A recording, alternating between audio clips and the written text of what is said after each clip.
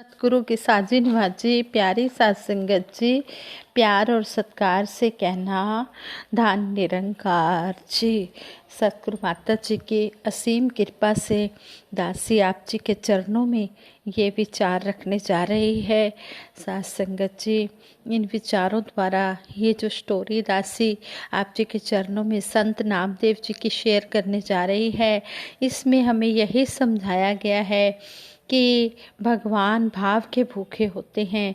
जो भगवान को दिल से भाव से बुलाता है तो भगवान उसी के हो जाते हैं। इसलिए हम निष्काम भाव से भक्ति करते चले जाएं। सतगुरु माता सुदीक्षा जी महाराज ने जो संडे को 31 अक्टूबर संडे को सत्संग हुई, वर्चुअल सत्संग, उसमें भी सतगुरु माता जी ने हमें यही समझाया कि अगर हम तन से सेवा कर रहे हैं और हमारा मन वहाँ पर नहीं है, मन के भाव नहीं है, तो उस सेवा का कोई फ़ायदा नहीं, उस सत्संग का कोई फ़ायदा नहीं, उस सिमरन का कोई फ़ायदा नहीं जिसमें श्रद्धा भाव ना हो। इसलिए सतगुरु हमें यही समझा रहे हैं कि तन मन धन ती ना तो ऊँची वो सेवा कहलांदी है जो होवे निष्काम निरक्षित ते सतगुरु निभाती है। सतगुरु भाव के भूखे होते हैं। जो सतगुरु को दिल से श्रद्धा से बुलाता है, ये सतगुरु उसका हो जाता है। इस तरह कहते हैं कि संत नामदेव जी के पिताजी दामा सेठ कपड़े सिलने का काम करते थे। वह चाहते थे कि संत नामदेव उनके ही काम को आगे बढ़ाए, यानी कि वह भी जो कपड़े सिलने का काम करते हैं, संत नामदेव जी भी उस बिजनेस को आगे बढ़ाते चले जाएं। पर संत नामदेव जी तो दिन भर मंदिर में भजन कीर्तन करते रहते थे, प्रभु का नाम जपते रहते थे। इस बात से संत नामदेव जी के पिताजी दामा सेठ जी बहुत दुखी रहते थे। एक दिन उन्होंने संत नामदेव जी को कपड़े का एक गट्ठर दिया और कहा कि इसे वह बाजार में बेच आए। संत नामदेव जी बाजार पहुँचे। वह कपड़े का गट्ठर सामने रखकर भगवान विठल के ध्यान में मगन हो गए। सभी की कमाई हो गई, पर संत नामदेव जी खाली ही बैठे रहे। संत नामदेव जी को वहाँ पास के खेत में कुछ पत्थर पड़े हुए नजर आए।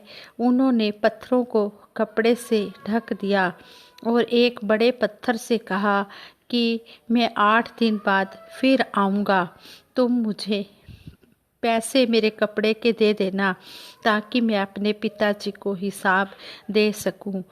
जब संत नामदेव जी घर गए, उनके पिताजी ने पूछा कि आप कमाई करके नहीं आए, तो आगे से संत नामदेव जी ने कहा कि कपड़ा तो मैं बेच आया हूँ, पर मुझे कपड़े के पैसे 8 दिन बाद मिलेंगे। 8 दिन बाद संत नामदेव जी उस बड़े पत्थर के पास गए और अपने पैसे मांगने लगे, पर वह पत्थर कहाँ से पैसे देता। संत नामदेव जी ने गुस्से में उसे उठाया और पंढरपुर के विठल मंदिर के पास ले आए और बोले कि तुम ही अब मेरे पिताजी को जवाब देना। दामा सेठ गुस्से में भरे हुए थे, बहुत गुस्सा कर रहे थे। कपड़े के बदले जब उन्होंने पत्थर देखा तो वह पहले तो गुस्से में आ गए। संत नामदेव जी के पिता पहले तो गुस्से में आ गए, पर जब उन्होंने नज़दीक से अपने हाथ में लेकर उस पत्थर को देखा तो वह पत्थर पूरा सोने का हो गया। देखते ही देखते यह बात सारे शहर में फैल गई। जिस किसान के खेत का वह पत्थर था, वह किसान आकर अपने खेत का सोने का पत्थर संत नामदेव जी के पिताजी से मांगने लगा। इस पर संत नामदेव जी ने कहा कि मैंने आपको अपना कपड़ा दिया है, मेरे कपड़े के पैसे दे दो। तो किसान से कपड़े के पैसे मिलने पर वह पत्थर संत नामदेव जी ने उस किसान को वापस दे दिया। घर जाकर किसान ने देखा कि वह तो फिर पत्थर साधारण पत्थर बन गया है। वह गुस्से में संत नामदेव जी के घर में वापस पत्थर लेकर आ गए और पत्थर रख दिया। आज भी उस पत्थर को संत नामदेव जी के मंदिर में पूजा जाता है, उसकी पूजा होती है। कहने का भाव यही है कि अगर हमारे मन के सच्चे भाव हैं तो सतगुरु निरंकार हर जगह रक्षा करता है, हर जगह यही रोजी रोटी देने वाला है, यही सबकी पालना करने वाला है। पत्थर विच कीड़े पाल रहा कोई ऐसा पालनहारा ना, ये तो पत्थरों में भी कीड़े पाल रहा है, ये सबको रोजी रोटी देता है। हमने ये सत्संग भी करना है, हमने अपने गृहस्थ धर्म का पालन भी करना है, लेकिन कभी भी हमने घबराना नहीं है।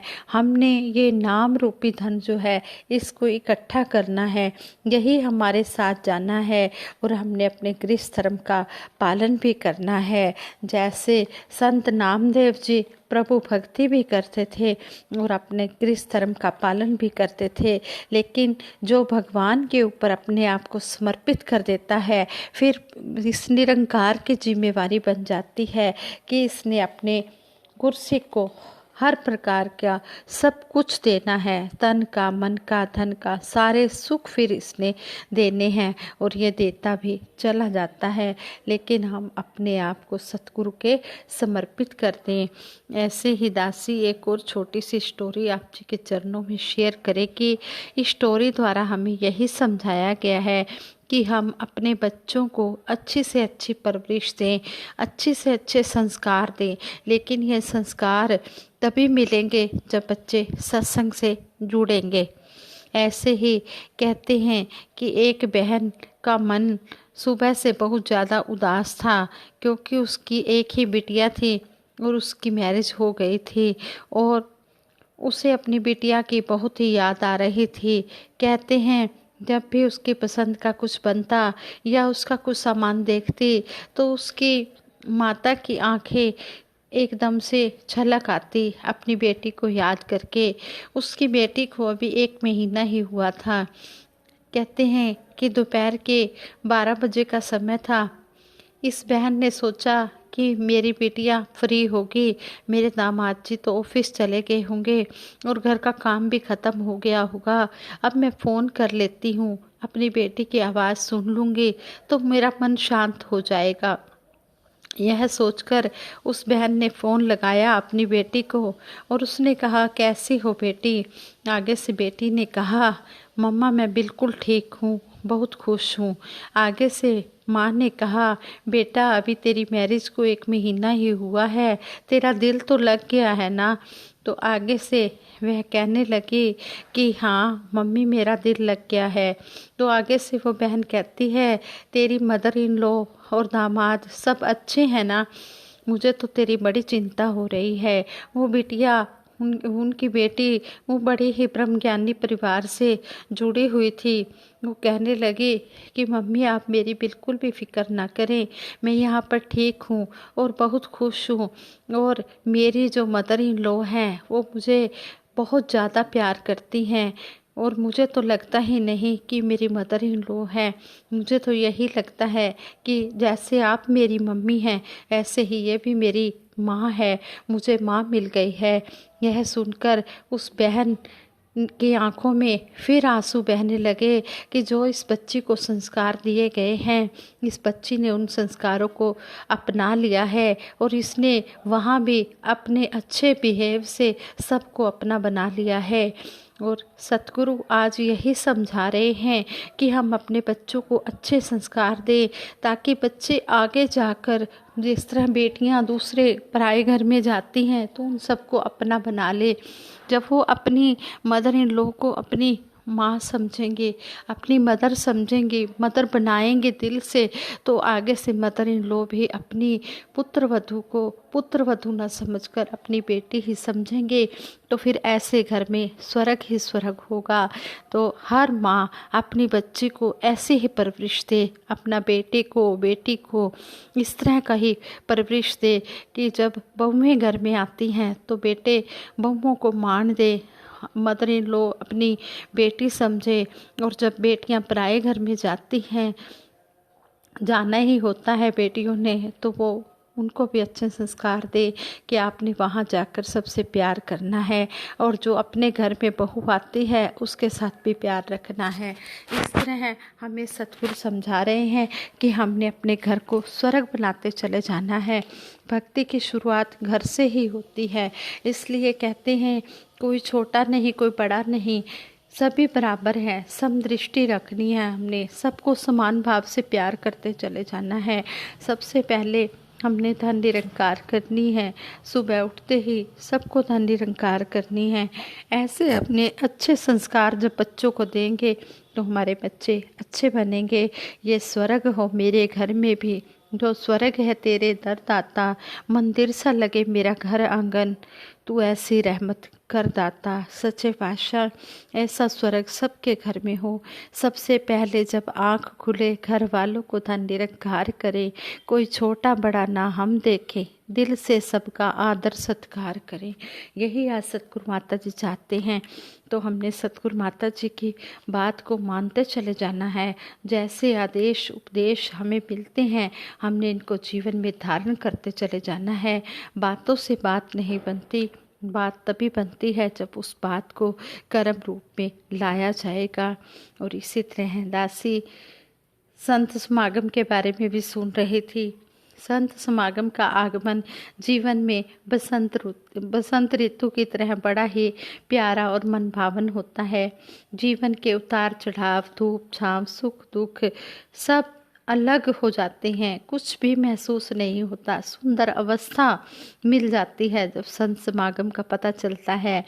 किस तरह सेवादार किस तरह सेवाएं करते हैं, सच्चे पातशाह सभी को सेवाएं बख्श रहे हैं।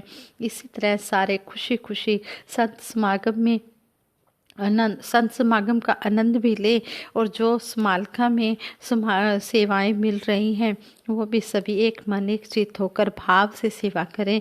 कहते हैं कि संत समागम की स्थिति जहाँ लाखों की संख्या में श्रद्धालु इकट्ठे होते हैं और खुशी का यह एक सहज सुंदर वातावरण बनता है।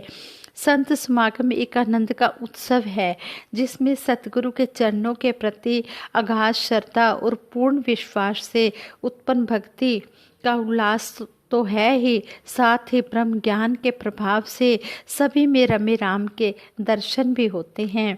संत मिले कुछ लेये देये, संतों का मिलन दिव्य मानवीय गुणों के आदान प्रदान का सुंदर अवसर होता है। सतगुरु माता जी हमें समझाते हैं कि मानवता है धर्म हमारा, हम केवल इंसान हैं। हमने मानवीय गुणों को जीवन में धारण करते चले जाना है। कहते हैं कि जिसमें एक दूसरे से सहज ही बहुत कुछ सीखने समझने और धारण करने को मिलता है। संतों भक्तों के गीत विचार कविताएं सब कुछ अमृत तुल्य है। भक्ति गीतों कविताओं में जहाँ ब्रह्म का दर्शन होता है, वहीं सतगुरु के प्रति कृतज्ञता का विनम्र भाव भी होता है। इन विचारों में शाब्दिक मधुरता के साथ साथ परोपकार और मानव कल्याण का पावन सत्य संदेश भी मिलता है। और कहते हैं जिस प्रकार बादल से बरसने वाली निर्मल बूंदें पत्ते पत्ते बूटे बूटे को नव जीवन और नई ऊर्जा देती हैं, वैसे ही सहज सुख की अनुभूति संत समागम के प्रभाव में हमें मिलती है। संत समागम जाति वर्ण धर्म भाषा वेशभूषा देश प्रांत की विभाजन रेखाओं से पार की स्थिति है। यहाँ इन भेदभावों की विभाजन रेखाएं मिलन रेखा का रूप बनकर एक दूसरे में विलीन हो जाती है। यहाँ काला गोरा ऊंचा नीचा छोटा बड़ा नहीं रह जाता। यहाँ तो हर मानव में मानवता और एकत्व का रूप ही नजर आता है।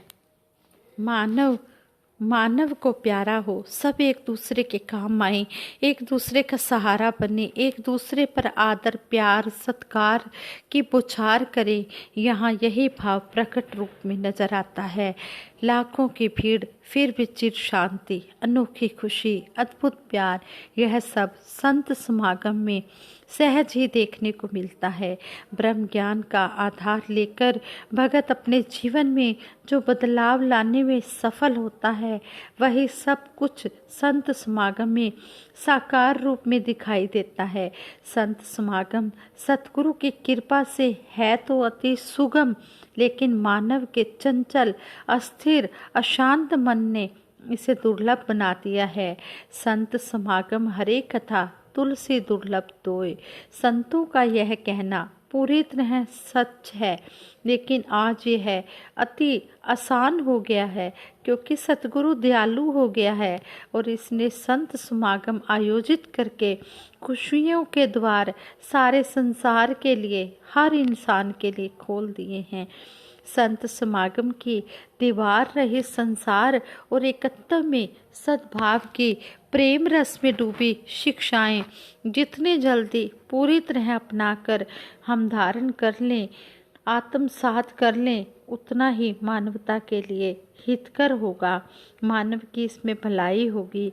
इन शिक्षाओं को अपनाकर मानवता खिल उठती है। सारा संसार और संसार के सारे लोग अपने बन जाते हैं। ना कोई वैरी, ना ही बेगाना। ये भाव सबके दिल में बन जाता है कि कोई वैरी नहीं है, कोई बेगाना नहीं है। सारा संसार हमारा अपना परिवार है। 74वां निरंकारी संत समागम स्थायी 28-29 नवंबर 2021 को एक बार फिर वर्चुअल रूप में आयोजित हो रहा है, जिसमें प्राप्त होने वाला सतगुरु माता सुदीक्षा जी महाराज का पावन आशीर्वाद सबको खुशी और आनंद देने वाला है, सबका सब विधि कल्याण करने वाला है।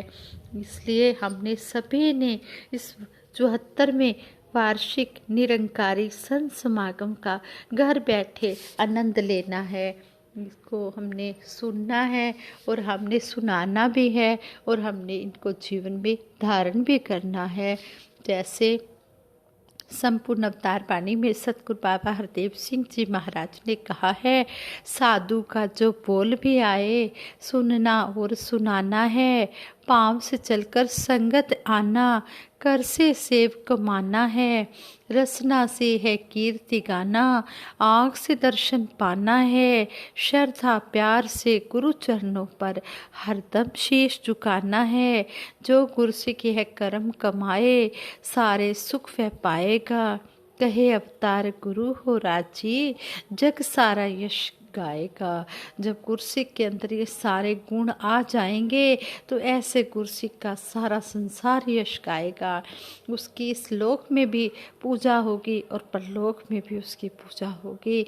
तो सतगुरु आज इस शब्द द्वारा भी हमें यही समझा रहे हैं कि जो भी वचन हमने सुनने हैं, हमारे मन ने सुनने हैं और हमने कर्म द्वारा सुनाने हैं। आज कर्म की बहुत ज़्यादा आवश्यकता है। सतगुरु हमें कह रहे हैं कि कर्म करने से ही बात बनेगी। इसलिए हमने अपनी उस जीभ से गुणगान भी करना है, हाथों से सेवा भी करनी है और इन बातों को हमने अमल में भी लाना है। जो इस तरह हमने अपने सतगुरु को रिझाना है, सतगुरु को खुश करना है। सच्चे पातशाह आप जी आशीर्वाद दो, आप जी समर्थ हो, घट घट वासी हो। हे समर्थ परमात्मा, हे निर्गुण निरंकार, तू करता है जगत का, तू सबका आधार है। इस सच्चे पातशाह आप जी आशीर्वाद दो, जैसा आप जी हमें बनाना चाहते हो वैसा हमें बना दो। हमारे हाथ में कुछ नहीं है, हमारी कोई हस्ती नहीं है, कोई ताकत नहीं है, आप जी ही सब कुछ करने वाले हो। मैं की हाँ की हस्ती मेरी, आप करे ते मेरा ना, अवतार मेरे ते सतगुरु तुठै, सुन ले बेशक कुल जहाँ। जब सतगुरु खुश होता है तो अपने चरणों में जोड़ लेता है, भक्ति दे देता है। हम सतगुरु के बहुत ही आभारी हैं, सतगुरु का शुक्राना करते हैं। सच्चे पातशाह आप जी ने हमें अपने चरणों से लगाया है, इसी तरह चरणों से लगाए रखना। हम दास तुम्हारे हैं, हमें अपने चरणों की भक्ति देना, इसी तरह संतों महापुरुषों के साथ जोड़ के रखना। दासी सभी के लिए सतगुरु माता जी यही अरदास करती है सच्चे पातशाह हर घर में खुशियाँ हों, खेड़े हों, सबको दे खुशियाँ, सुखी हो जाए कुल दुनिया, रहमत कर दे दाता मेहरबान, भाग्यहीन कोई ना हो, सबके घर में जले घी के चिराग हों, रात हो न काली, जले हर घर में दिवाली, ऐसी तू कर दे रोशनाइयाँ, सबको दे खुशियाँ, सुखी हो जाए कुल दुनिया। सच्चे पातशाह सारी दुनिया का भला करना, सबका भला करना मेरे मालिक दीन दयाल, यही अरदास है, यही बेनती है। हाथ जोड़ अरदास करते हैं, दो में हाथ जोड़ के साडी अरदास है, तेरे दर बीते सतगुरु साडा हर श्वास है। सच्चे पातशाह सबके भले की कामना के लिए दासी सिमरन करवाएगी, और ये विचार करते हुए दासी से कई गलतियां हुई होंगी, सच्चे पातशाह उन गलतियों को आप जी क्षमा कर देना और आगे के लिए सद्बुद्धि देना, सद्विचार देना। तू ही निरंकार मैं तेरी शरण हाँ, मैनू बख्श लो। तू ही निरंकार मैं तेरी शरण हाँ, मैनू बख्श लो। तू ही निरंकार मैं तेरी शरण हाँ, मैनू बख्श लो। तू ही निरंकार मैं तेरी शरण हाँ, मैनू बख्श लो। बोलिए सतगुरु माता सुदीक्षा सविंदर हरदेव जी महाराज की जय। निरंकारी राजमाता गुरबचन अवतार की जय। साध संगत जी प्रेम से कहना धन निरंकार जी।